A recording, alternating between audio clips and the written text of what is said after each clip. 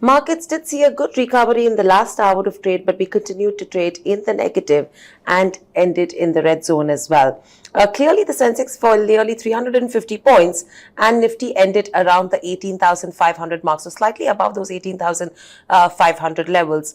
It was mainly Reliance, HDFC Twins as well as Axis Bank. These were the major contributors to the downtick in terms of where markets were concerned, but there was support coming in from the likes of a Kotak Mahindra Bank in trade today.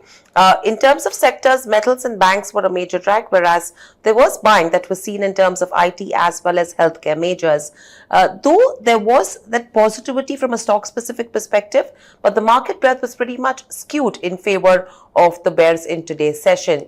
When we've been talking to analysts as well, what they are indicating is that it's a buy on dips strategy that investors should be accommodating as of now, because the overall underlying tone of the market is still positive, and that continues to be the scenario, and there will be a lot of strength that will be coming in from the bank Nifty, and there are the support levels that the analysts are tracking on Nifty as well as Bank Nifty are pretty much strong. Though we are hitting resistances, but there will be recoveries that will come in shortly. Interesting names that were top gainers today. Bharti Airtel surged almost 7 to 8% in intraday trade and it was one of the top gainers. Kotak Mahindra Bank, Britannia, Sun Pharma as well as Tata Motors were few of the other gainers as well.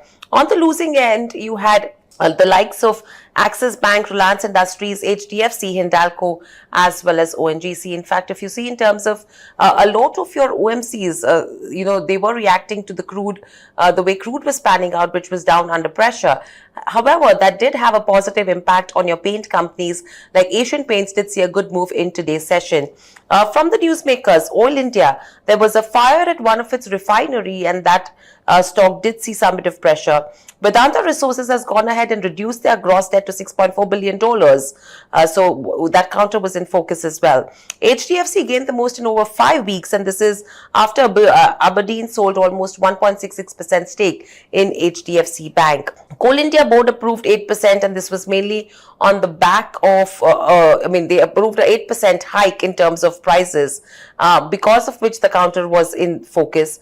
Dixon Technologies was up in trade because they've proposed a partnership with Xiaomi to make and export mobile phones in India from India. So that's going to be an interesting one to watch out for from a partnership perspective. On the back of earnings reaction, you have KRBL, which was under pressure on the back of a weak set of numbers that were reported. Welspun Corp saw smart moves as the profit and revenues beat estimates, and the Q4 guidance that the company and the management has provided has been pretty aggressive, and the management is quite confident of achieving it. Greenply was under pressure after a Q4 miss. Torrent Pharmaceuticals hit a record high. The Q4 profit was a good number, and they're looking at a fundraising plan as well via QIP.